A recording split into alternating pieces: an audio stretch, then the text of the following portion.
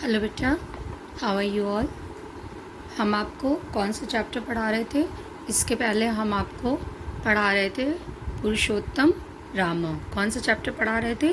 पुरुषोत्तम राम। और I hope so कि आपको चैप्टर समझ में आ रहा है, क्योंकि जैसा आपने कमेंट बॉक्स में बताया है उससे मुझे लगा कि आपको चैप्टर अच्छे से समझ में आ रहा है। और उसके 2 श्लोक मैंने आपको लास्ट के वीडियो में पढ़ाए थे। लास्ट के वीडियो में 2 श्लोक पढ़ाए थे और मैंने आपको ये भी बताया था कि जो चैप्टर सदाचार हम आपको पढ़ा रहे थे वो अब आपके कोर्स में नहीं है, तो उसको हमने वहीं पर एज इट इज़ छोड़ दिया है ना। इतना आपको मैंने बताया था, इतना मैं आपको बता चुकी हूँ। अब देखिए, इसमें जो ये फर्स्ट चैप्टर है, इक्ष्वाकु वंश प्रभु रामो जन श्रुतय नियतात्मा महावीर्यो द्युतिमान धृतिमान वशी। थोड़ा सा एक रिकैप ले लें पहले। ये श्लोक मैं आपको करा चुकी हूँ। उसके बाद जो दूसरा श्लोक है, बुद्धिमान नीतिमान वाग्मी श्रीमान शत्रु निर्वण विपुलांसो महाबाहु कंबुग्रीवो महाहनु, ये भी मैं आपको करा चुकी हूँ, है ना। चलिए, अब आज हम लोग क्या देखेंगे? आज हम लोग इसका तीसरा श्लोक देखेंगे। ठीक है, आज हम थर्ड से देखेंगे श्लोक। देखिए, महोरस को महेश्वासो गूढ़ जत्रु रंदिम आजानुबाहु सुशिरा सुललाट सुविक्रम। महोरस को महेश्वासो गूढ़ जत्रु रंदिम आजानुबाहु सुशिरा सुललाट सुविक्रम। ठीक है, शब्द सारे समझ में आ गए होंगे। अब एक एक शब्द का पहले अर्थ देखते हैं। एक एक शब्द का पहले अर्थ देखते हैं। और मैंने आपको बताया है कि 9th क्लास से आपके अर्थ लिखने को नहीं आएंगे। 9th क्लास से आपके अर्थ लिखने को अब नहीं आएंगे। अब आपको क्या लिखने को आएगा? अब आपको केवल जो है वो अनुवाद लिखने को आएगा। और जब आप अपनी बुक की राइट हैंड साइड पर देखेंगे तो सारी मीनिंग्स यहाँ पर दी हुई हैं। क्या दी हुई हैं? मीनिंग्स। तो मैंने आपको ये बताया है कि मीनिंग्स आपको कॉपी में लिखने की ज़रूरत नहीं है, लेकिन रटने की ज़रूरत है, लर्न करना है, क्योंकि वर्ड मीनिंग तो आप रट ही सकते हो, उसका कुछ और तरीका नहीं होता है। वर्ड मीनिंग जो है उसको आपको रटना ही पड़ेगा और उसका कोई भी और तरीका जो है वो नहीं है। ठीक है, तो इसको आप लर्न करेंगे वर्ड मीनिंग। और हम लोग आपकी अभी थर्ड श्लोक का पहले एक एक शब्द समझेंगे और उसके बाद सेंटेंस जब मेक करेंगे तो आप उसे अपनी कॉपी में लिखेंगे। ये आपको मैंने बता दिया है कि बीच के पेज से आप अनुवाद लिखेंगे और जहाँ पर आपका सदाचार चैप्टर का अर्थ कंप्लीट हुआ है उसको आप एक लाइन खींच दीजिए। फिर से बता रही हूँ आपको, क्योंकि कुछ बच्चे बाद में वीडियोस देखते हैं फिर क्वेश्चन पुट अप करते हैं, तो जिन बच्चों ने लास्ट वीडियो नहीं देखा है उनके लिए बता रही हूँ कि उस पेज को फाड़ने की ज़रूरत नहीं है या कॉपी से निकालने की बिल्कुल भी ज़रूरत नहीं है। उस पेज पे जहाँ आप सदाचार की मीनिंग लिख रहे थे एक लाइन खींच दीजिए सॉरी, और नए पेज से पुरुषोत्तम राम चैप्टर शुरू करिए। जो बच्चे रेगुलर हैं, रेगुलर वीडियोस देख रहे हैं और नोट्स बना रहे हैं साथ में, I am very happy for them because they will definitely in profit in marks. They will definitely do a great job in the field of marks and as well as knowledge also. उन लोगों ने already first और second के जो वो हैं अर्थ वो लिख लिए होंगे। तो चलिए हम थर्ड कहते हैं। पहले हम अलग अलग अर्थ बताएंगे शब्दों का, जैसा कि अभी तक बताते आए हैं, और उसके बाद हम सेंटेंस जब फॉर्म करेंगे तब आप उसको लिखेंगे। ठीक है, महोरस को महेश्वासु गूढ़ जत्रुर रंदिम आजानुबाहु सुशिरा सुललाट सुविक्रम। महोरस को मीन्स क्या होता है? महोरस को मतलब होता है, महो मतलब देखिए इसमें 2 वर्ड हैं। जो महोरस को वर्ड है, महोरस को जो शब्द है इसमें जो है 2 वर्ड्स हैं। एक इसमें है महा, एक है शब्द महा और दूसरा है उरस्कः। क्या वर्ड है? उरस्कः। देखिए, महा धन उरस्कः। ठीक है, ये गुण संधि यहाँ पर है, जब आ और ऊ मिल करके ओ हो जाते हैं। ठीक है, ये संधि हम आपको बाद में पढ़ाएंगे भी। तो महाधन उरस्कः इसका मतलब होता है चौड़े महा मतलब चौड़े या बड़े, और उरस का मतलब होता है हृदय स्थल। हृदय स्थल क्या मतलब होता है? हृदय स्थल। तो चौड़े हृदय स्थल वाले, या जिसे आप सीना भी कहते हैं, वक्ष स्थल वाले। ठीक है, तो महोरस को मतलब हुआ चौड़े वक्ष स्थल वाले। महेश्वासो, महेश्वासो, फिर इसका मतलब है महाधन एश्वासो, महाधन एश्वासो। तो महा मतलब बड़ा और एश्वासो मतलब धनुष, एश्वासो मतलब धनुष। गूढ़ जत्रुरंदिमः, गूढ़ जत्रुरंदिमः, गूढ़ मतलब होता है, इसमें देखिए दो शब्द हैं, गूढ़ जत्रु धन अरिंदिमः। कौन से शब्द हैं? गूढ़ जत्रु धन अरिंदिमः। ठीक है, शब्द कौन से हैं? गूढ़ जत्रु धन अरिंदिमः। ये मैं आपको पीडीएफ में संधि विच्छेद लिख के भेजूंगी, तो आप उसका संधि विच्छेद ताकि अलग अलग समझ सकें। ठीक है ना। तो गूढ़ मतलब गहराई से, गूढ़ मतलब गहराई से दबी हुई, गूढ़ जत्रु मतलब गहराई से दबी हुई। ठीक है, गूढ़ जत्रु मतलब गहराई से दबी हुई। कहाँ पर दबी हुई? जत्रु मतलब होता है मांस, मांस में दबी हुई। गूढ़ जत्रु मतलब गहराई से मांस में दबी हुई, दबी हुई। और अरंदिमः, दूसरा शब्द कौन सा है? अरंदिमः। अरंदिमः मतलब होता है, अरंदिमा मतलब होता है शत्रुओं का दमन करने वाले। अरंदिमा मतलब क्या होता है? शत्रुओं का दमन करने वाले। शत्रुओं का दमन मतलब नाश करने वाले, तो शत्रुओं का नाश करने वाले। तो 3 गुण हमें पता चले यहाँ श्री राम के, कि वो श्री राम कैसे हैं। आपको पता है कि मैंने आपको बताया था कि आप ऐसे ब्रैकेट में लिखेंगे वे श्री राम, और ब्रैकेट क्लोज करेंगे जब आप अनुवाद लिखेंगे। ठीक है, और जो संदर्भ होगा वो इस श्लोक के लिए भी वही होगा जो मैंने आपको लास्ट टाइम लिखवाया था। आपको याद है ना मैंने क्या लिखवाया था? कि जो प्रस्तुत श्लोक हैं वो हमारी पाठ्य पुस्तक हिंदी के संस्कृत खंड के पुरुषोत्तम राम से लिए गए हैं, और इसमें श्री राम के व्यक्तित्व एवं उनके गुणों का वर्णन किया गया है। तो जहाँ पर व्यक्तित्व है यहाँ पर व्यक्तित्व बताया जा रहा है। तो अगर ये श्लोक आते हैं ये दोनों या तीनों एग्जाम में, तो आप लिखेंगे व्यक्तित्व का वर्णन है। और अगर 6th ऑनवर्ड्स श्लोक आता है, 5th ऑनवर्ड्स, तो वहाँ पर उनके गुणों का वर्णन है, तो आप लिखेंगे उनके गुणों का वर्णन है। ये मैं आपको लास्ट टाइम भी बता चुकी हूँ, अभी बस रिवाइज कर रही हूँ। ठीक है, तो वही श्री राम विशाल वक्ष स्थल वाले हैं, फिर बड़े धनुष वाले हैं, और उनकी जो वो हैं नसें हैं वो मांस में दबी हुई हैं। उनकी नसें मांस में दबी हुई हैं, मांस में दबी हुई नसों वाले। और अरंदिमा, अरंदिमा मतलब क्या हुआ? अरंदिमा मीन्स होता है शत्रुओं का दमन करने वाले हैं। ठीक है, शत्रुओं का दमन करने वाले हैं। फिर देखिए, आजानुबाहु सुशिरा सुललाट सुविक्रम। आजानुबाहु, आजानुबाहु, बाहु मतलब भुजाएं, भुजाएं मीन्स जो आपके हैंड्स होते हैं, कहाँ से कहाँ तक? कंधे से लेकर के जो पाम तक, जो फिंगर्स तक जो हैंड्स होते हैं आपके, दैट इज कॉल्ड आजा बाहु, भुजाएं जिसे आप कहते हैं, है ना। कंधे से जो जुड़े हुए पूरा हाथ, इसमें ना केवल हथेली होगी बल्कि आपकी ये भी होगा, पाम होगा, फिंगर्स होंगी, पूरा हैंड होगा, नेल्स होंगे, सब। तो घुटने से लेकर के उंगली तक पूरा जो हैंड है उसके बारे में कहा जा रहा है। और आजानुबाहु, आजानु मतलब होता है, आजानु मतलब होता है घुटना। क्या होता है? घुटना, जो नी होता है। तो संस्कृत साहित्य में या हिंदी साहित्य में, जब हम हिंदी और क्योंकि हिंदी कहाँ से आई है? हिंदी संस्कृत से आई है। तो यहाँ पर हम लोग एक चीज़ समझेंगे कि संस्कृत साहित्य में और हिंदी साहित्य में वो जेंट्स या वो पुरुष बहुत सुंदर कहे जाते हैं जिनके जो हाथ होते हैं वो घुटने तक लंबे होते हैं। जिनके जो हाथ होते हैं वो घुटने तक लंबे होते हैं, वो जेंट्स या वो पुरुष बहुत सुंदर कहे जाते हैं। आप नापने लगे क्या अपने हाथ? आप मत नापिए, आप जेंट्स नहीं, you are a girl, you all are girl, okay. तो आप मत नापिए, आप चाहें तो अपने पापा और भाई लोगों की नाप सकते हैं, ठीक है ना। तो वो लोग, वो जेंट्स बहुत सुंदर कहे जाते हैं जिनकी घुटने तक बाहें होती हैं या भुजाएं होती हैं। तो वे श्री राम, बार बार आप नहीं लिखेंगे, एक ही बार लिखेंगे।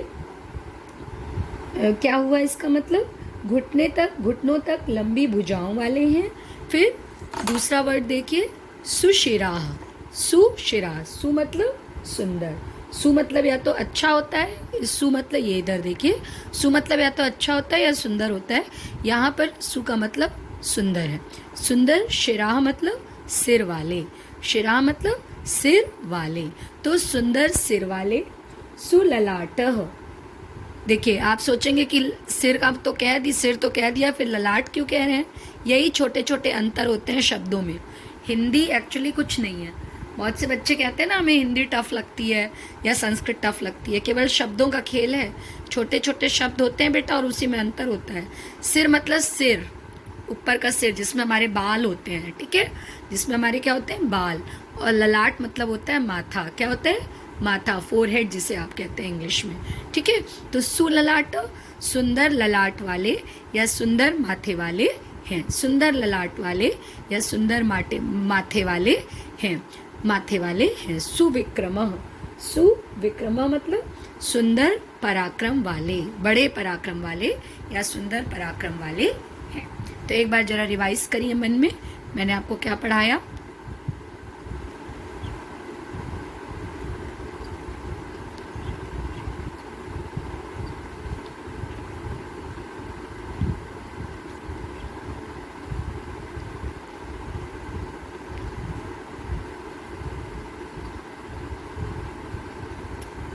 क्या पढ़ाया कि वे श्री राम। अब हम लोग लिखेंगे, चलिए लिखिए। अपने आप मन में पढ़ा, इसलिए मैं बीच बीच में रुकती हूँ कि आप अपने आप एक बार इन शब्दों को पढ़ें। और जहाँ पर भी प्रॉब्लम होगी मुझे प्लीज़ कमेंट बॉक्स में पूछिएगा।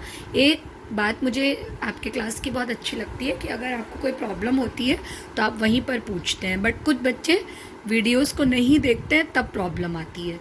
तो रेगुलर वीडियोस देखेंगे और वहीं के वहीं पूछ लेंगे तो आपका एग्जामिनेशन पॉइंट ऑफ व्यू से भी कोर्स तैयार होगा, जिससे आपके अच्छे मार्क्स आए, ठीक है। तो चलिए हम लोग इसको लिखते हैं। अलग अलग शब्द सबको समझ में आ गए ना? एक बार फिर से देख लीजिए। महोरस को मतलब क्या होता है? चौड़े सीने वाले या विशाल वक्षस्थल वाले। महेश्वासो मतलब बड़े धनुष वाले। गूढ़ जत्रुर अंदिमा, इसमें दो वर्ड है, एक गूढ़ जत्रु और एक अरंदिमा। गूढ़ जत्रु मतलब जिसकी नसें मांस में दबी हुई हो, और अरंदिमा मतलब शत्रुओं का दमन करने वाले। आजानुबाहु मतलब घुटनों तक भुजाओं वाले। सुशिरा मतलब सुंदर सिर वाले। सुललाट मतलब जिसका माथा सुंदर हो, और सुविक्रम मतलब बड़े पराक्रम। ये भी आपको पता है, सु मतलब अच्छा भी होता है, बड़ा भी होता है और सुंदर भी होता है। तो यहाँ पर बड़ा, जिसका भी पराक्रम बड़ा है, ठीक है। तो चलिए लिखिए फिर इसको। Open your pens and please write down. कैसे लिखेंगे? संदर्भ तो वही होगा, तो बार बार संदर्भ लिखने की आपको यहाँ पर ज़रूरत नहीं है। यहाँ पर संदर्भ लिखने की बार बार ज़रूरत नहीं है। अर्थ लिखिए। वे श्री राम, ब्रैकेट में लिखेंगे आप। अनुवाद 3rd नंबर डालेंगे और लिखेंगे वे श्री राम, महोरस को डैश डैश और सुविक्रमा डैश डैश, वहाँ तक आएगा। जैसे मैंने आपको फर्स्ट चैप्टर वंदना का भेजा था, सेम एज इट इज़, ठीक है। उसके बाद चलिए लिखते हैं हम लोग। अनुवाद लिखेंगे, अनुवाद हेडिंग डालेंगे डैश, और ब्रैकेट में आप लिखेंगे वे श्री राम। क्या लिखेंगे? वे Shri Ram, bracket close, bracket close. वे श्री राम चौड़े वक्षस्थल वाले, चौड़े वक्षस्थल वाले, या आप लिख सकते हैं बड़े वक्षस्थल वाले, बड़े वक्षस्थल वाले। स्पेलिंग अगर आपको नहीं आती है तो यहाँ पर अर्थ लिखा हुआ है, ये देखिए यहाँ पे अर्थ लिखा हुआ है, इसको आप यहाँ से नोट कर सकते हैं। चौड़े वक्षस्थल वाले, कॉमा, बड़े धनुष वाले, बड़े धनुष वाले, या आप ये भी लिख सकते हैं बड़े धनुष को धारण करने वाले, बड़े धनुष को धारण करने वाले, कॉमा, मांस में दबी हुई नसों वाले।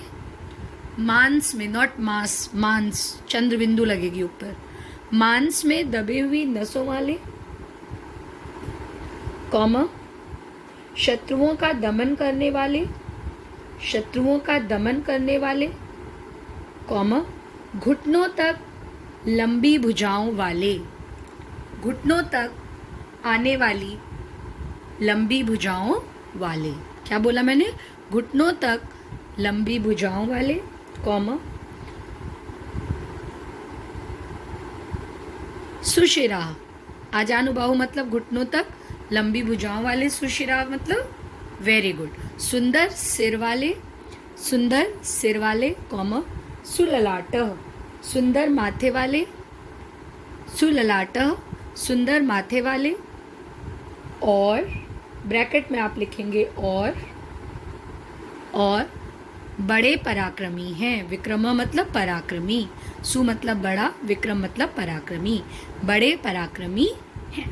ठीक है, समझ में आ गया? फिर देखिए 4th वन, सम सम विभक्तांग स्निग्ध वर्ण प्रतापवान पीन वक्षा विशालाक्षु लक्ष्मी वांछुक लक्षण। सम सम विभक्तांग स्निग्ध वर्ण प्रतापवान पीन वक्षा विशालाक्षु लक्ष्मी वांछुब लक्षण। चलिए अलग अलग पहले अर्थ देखेंगे। सम मतलब समान रूप से, सम मतलब समान रूप से। फिर सम विभक्तांग, फिर से सम मतलब समान रूप से, विभक्त मतलब बटे हुए, अंगा मतलब अंगों वाले। इस बात को थोड़ा सा समझेंगे हम लोग। सम, वे श्री राम समान रूप से, वे श्री राम समान रूप से विभक्त अंगों वाले। समान रूप से विभक्त अंगों वाले का मतलब क्या हुआ? इसको थोड़ा सा समझेंगे हम लोग कि जो एक सुंदरता की परिभाषा हमें बताई गई है सोसाइटी में, है ना, सोसाइटी में उसके अनुरूप नहीं बल्कि साहित्य में, लिटरेचर में, लैंग्वेज में जो आपके वो हैं सुंदरता के आकलन रूप हैं, मतलब जिससे सुंदरता मेज़र की जाती है कि कौन कितना सुंदर है, उसके हिसाब से यदि मतलब उसके हिसाब से एक चीज़ है कि कोई लंबा होगा, फिर किसी की नाक लंबी होगी, माथा चौड़ा होगा, आंखें बड़ी होंगी, है ना, और वो चेहरे पे किस तरह होंगी। ऐसा नहीं होगा कि चेहरा छोटा होगा, नाक बहुत चेहरे से लंबी चली जाएगी, ऐसा तो नहीं होगा। फिर उसके बाद चेहरे के प्रपोर्शन में कैसे कंधे होंगे, फिर कैसा वक्षस्थल होगा, कैसे हाथ होंगे, फिर उसकी चेस्ट के बाद उसकी कमर कितनी लंबी होगी, फिर आपका ये बैक पोर्शन, और उसके बाद उसके पैर। तो एक सुंदर पुरुष को, एक सुंदर और दिव्य पुरुष को, एक्चुअली डिवाइन है, उनकी जो ब्यूटी है ना वो डिवाइन है। वो आप जनरली, मैंने आपको कह तो दिया कि आप अपने पापा और भाई का हाथ नाप सकते हैं, बट बहुत कम लोग होते हैं इतने लंबे हाथों वाले, और कहा जाता है जिनके होते हैं वो बहुत लकी होते हैं। क्यों? क्योंकि ये दिव्य सौंदर्य है, डिवाइन ब्यूटी है। श्री राम की जो ब्यूटी है वो डिवाइन ब्यूटी है, ठीक है, दिव्य सौंदर्य। वो जल्दी धरती के लोगों में, हम में और आप में, साधारण लोगों में या हमारे घर के पुरुषों में वो सौंदर्य कम मिलेगा। क्यों? क्योंकि उनकी ब्यूटी कैसी है, डिवाइन सौंदर्य की बात हो रही है, क्योंकि वो इंडियन कल्चर के अनुसार क्या है, वो हिंदुओं के गॉड हैं, भगवान हैं, विष्णु भगवान के अवतार हैं। तो उस हिसाब से उनके जो शरीर है वो, और जो लिटरेचर और लैंग्वेज में सुंदरता का वर्णन किया गया है उसके हिसाब से उनके जो अंग हैं वो समान रूप से विभक्त हैं। ये मैंने आपको केवल समझाने के लिए कहा है कि आपका दिमाग पता नहीं क्या सोचे कि इसको किस तरह से आप डिस्क्राइब करेंगे। तो आप समझिए कि आपको इसे डिस्क्राइब नहीं करना है क्योंकि ये संस्कृत है। अगर हिंदी होती तो ये जितनी चीज़ें मैं आपको बोल रही हूँ कि कितना लंबा, कितना बड़ा माथा होगा, कितनी बड़ी आँखें होंगी, कितनी लंबी नाक होगी, कितने सुंदर होंठ होंगे, कितनी बड़ी चौड़ी होगी, ये सब आप बताएंगे, मेज़र के साथ बताएंगे। बट ये आप संस्कृत पढ़ रहे हैं तो यहाँ पे आपको टू द पॉइंट अनुवाद करना है। तो टू द पॉइंट अनुवाद में जो उनके सारे अंग हैं वो समान रूप से विभक्त हैं, ठीक है। स्निग्ध वर्ण, स्निग्ध मतलब होता है, स्निग्ध मतलब एक्चुअली क्या होता है, चिकना। स्निग्ध मतलब होता है चिकना, और वर्ण मतलब होता है रंग। तो चिकने रंग वाले तो नहीं कहेंगे, दैट इज़ बहुत अच्छा वर्ड नहीं लग रहा है यहाँ पे। तो स्निग्ध का मतलब हम यहाँ पर चिकने से क्या लेंगे, सुंदर। समझ में आ रहा है? स्निग्ध मतलब होता है स्निग्धा, स्निग्धा मतलब होता है चिकनाई, ठीक है, किसी कोई चीज़ बहुत फिसलने वाली जिसे कहा जाता है, दैट इज़ कॉल्ड चिकना। लेकिन यहाँ पर आप चिकने रंग वाले तो नहीं कहेंगे क्योंकि वो श्री राम है और आपको भाषा को बहुत समझ के संभाल के लिखना है। तो यहाँ पर स्निग्ध वर्ण मतलब क्या होगा, सुंदर रंग वाले। ध्यान से सुन लीजिए, उल्टा सीधा मत लिखिएगा। क्या होगा, सुंदर रंग वाले, ठीक है। उसके बाद देखिए या वर्ण वाले, वर्ण मतलब रंग, दोनों सही है। अभी आपकी बुक में अर्थ दिया है सुंदर वर्ण वाले, फिर आप मुझे मैसेज करेंगे मैम सुंदर वर्ण वाले लिखा है। अरे भैया तो वर्ण का वो करो ना, आप वर्ण का भी तो अर्थ लिखोगे, तो इसलिए क्या होगा सुंदर रंग वाले। और इसके बाद फिर क्या है प्रतापवान। प्रतापवान मतलब क्या होता है प्रतापी, प्रतापी जो लोग प्रतापी होते हैं, ठीक है, वो मतलब हुआ प्रतापवान। मतलब प्रतापवान मतलब क्या हुआ प्रतापी या पराक्रमी, जिसे आप पराक्रमी कहते हैं, वो हुआ। पीन वक्षा, पीन वक्षा मतलब होता है, पीन वक्षा मतलब बड़े वक्ष स्थल वाले, पुष्ट वक्ष स्थल वाले, मजबूत, मतलब जो उनका हृदय स्थल है वो बहुत मजबूत है। पीन वक्षा मतलब मजबूत वक्ष स्थल वाले। विशालाक्षो, देखिए अभी मैंने आपको एक सुंदरता का और पैमाना बताया था कि सुंदरता की एक और पराकाष्ठा बताई थी कि अक्षो, अक्षो मतलब इसमें दो शब्द हैं, विशाल धन अक्षो।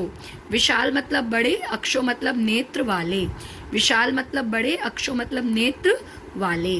तो वे श्री राम विशाल नेत्रों वाले या बड़े नेत्रों वाले। लक्ष्मी वांछुभ लक्षण, लक्ष्मी वांछुभ लक्षण। तो ये देखिए इसमें दो शब्द हैं, कौन कौन से शब्द हैं, एक तो लक्ष्मीवान, लक्ष्मीवान मतलब लक्ष्मी से युक्त अर्थात ऐश्वर्यशाली। जो लक्ष्मी मतलब किसका हमारे जो हिंदू कल्चर है उसमें लक्ष्मी किसका रूप है, धन का, ऐश्वर्य का। तो धन मतलब रुपया पैसा नहीं है, धन मतलब यहाँ पर ऐश्वर्य है। तो वो लक्ष्मीवान अर्थात ऐश्वर्य से युक्त है। और शुभ लक्षणा, तो ये मैंने दो वर्ड कौन कौन से बताया आपको, लक्ष्मीवान धन शुभ लक्षणा, लक्ष्मीवान धन शुभ लक्षणा। तो वो क्या है, वो लक्ष्मीवान है अर्थात ऐश्वर्य से युक्त हैं और लक्ष्मी से युक्त लक्षणों वाले हैं या शुभ लक्षणों वाले हैं। समझ में आ गया ना।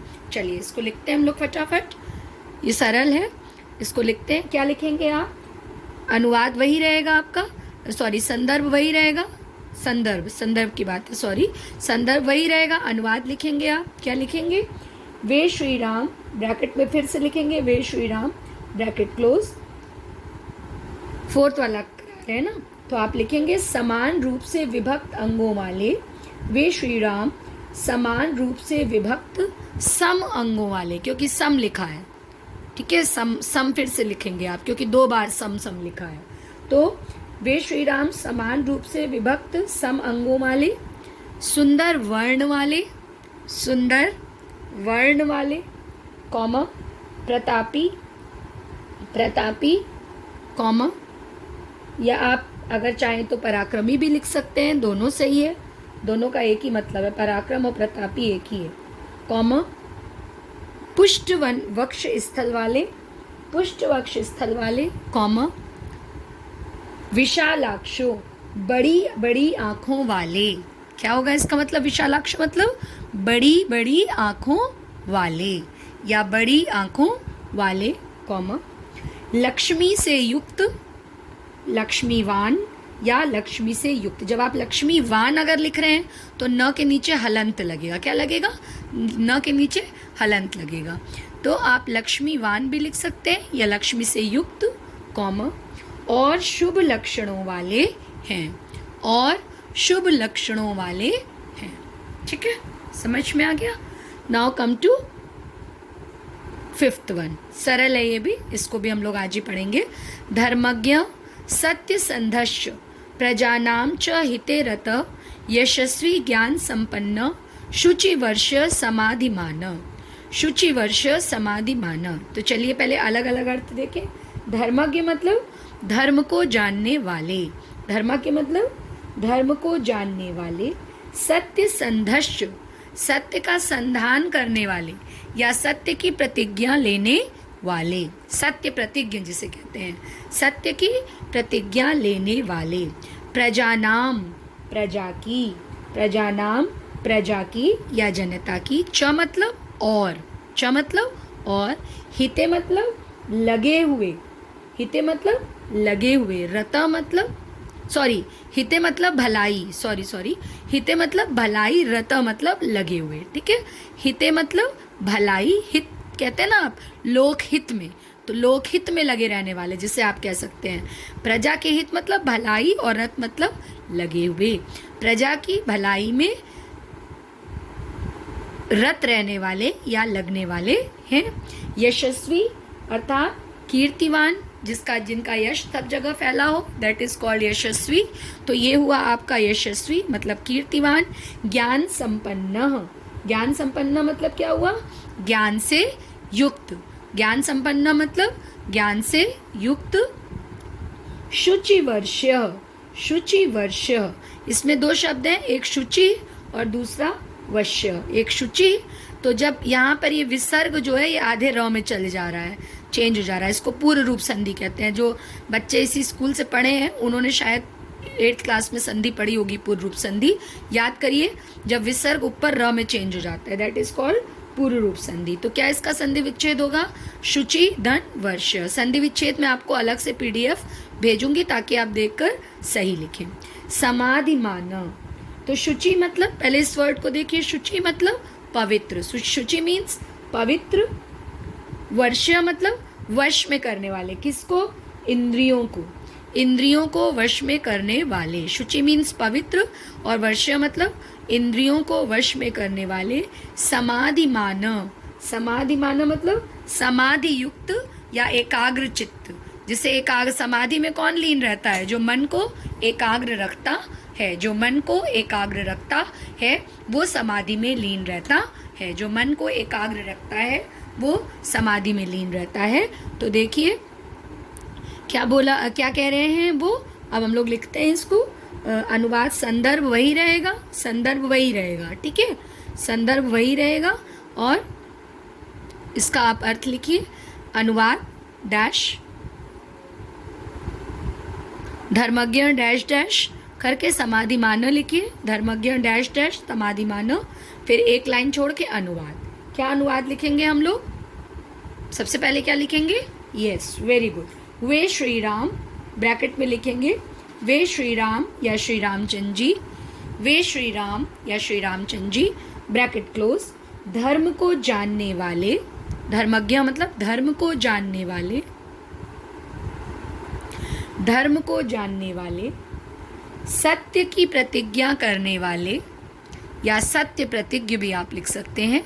चाहे तो आप इधर से देख के सत्य प्रतिज्ञ लिखिए, देखिए यहाँ पे वर्ड दिया हुआ है सत्य प्रतिज्ञ, ये देखिए यहाँ पे दिया हुआ है, ठीक है। या तो आप ये लिखिए सत्य संधव, सत्य प्रतिज्ञ दिया हुआ है। या अगर आपको सत्य प्रतिज्ञ शब्द कठिन लगे तो आप सत्य की प्रतिज्ञा करने वाले लिखिए। सत्य की प्रतिज्ञा करने वाले दोनों सही है, सत्य प्रतिज्ञ या सत्य प्रतिज्ञा वाले या सत्य की प्रतिज्ञा करने वाले, तीनों सही है। सत्य प्रतिज्ञ, सत्य प्रतिज्ञा वाले या सत्य की प्रतिज्ञा करने वाले, तीनों सही है। मैं 2-3 वर्ड इसलिए आपको बता देती हूँ, कंफ्यूज मत होइएगा। आप सोचेंगे मैम एक चीज़ क्यों नहीं बताती। मैं 2-3 वर्ड्स इसलिए बता देती हूँ कि देखिए क्लास में हर तरह के बच्चे होते हैं। कुछ बच्चे होते हैं जो काफ़ी डिफ़िकल्ट वर्ड्स, नए वर्ड्स सीखना चाहते हैं। कुछ बच्चे होते हैं जो जितना उनको आता है उसी में वो सेटिस्फाइड रहते हैं, और कुछ होते हैं जिनको स्पेलिंग्स नहीं आती हैं, ठीक है। तो आपको, आप जिसमें एट ईज़ फील करें, क्योंकि ये लैंग्वेज है, लिटरेचर है आपका और लैंग्वेज भी है, ग्रामर है, तो इसमें मतलब लिटरेचर है तो इसमें स्पेलिंग में मार्क्स कटेंगे। अगर साइंस या मैथ्स होता तो स्पेलिंग में मार्क्स नहीं कटते, बट ये लिटरेचर है तो स्पेलिंग में मार्क्स कटेंगे। तो जिसमें आप एट ईज़ हो आप वो स्पेलिंग लिखिएगा, ठीक है। इसीलिए मैं 2-3, और जाने भी आप, भले ही आप ना लिखें लेकिन आप जाने, भले ही आप लिखिए सरल। एक कैटेगरी बच्चों की ये भी होती कि वो लिखते नहीं आलस के मारे या डर के मारे कि गलत ना हो जाए, बट आप जानेंगे तो, जब आप नई चीज़ें जानने की कोशिश करेंगे तभी तो पूरा होगा ना।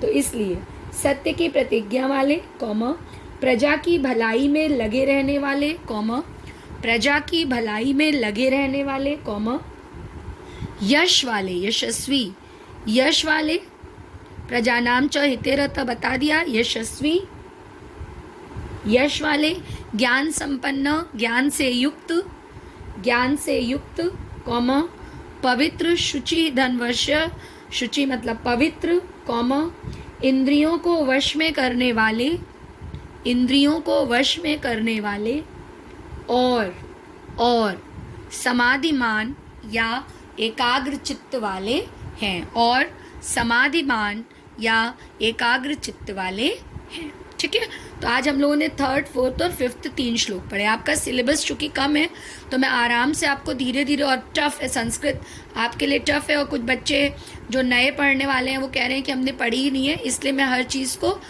कोशिश कर रही हूँ कि 2 से 3 बार आपको बताऊँ, इसीलिए धीरे धीरे चल रहे हैं। तो kindly complete your notes and ask if there is any problem. Okay, stay safe, stay healthy, God bless you, thank you.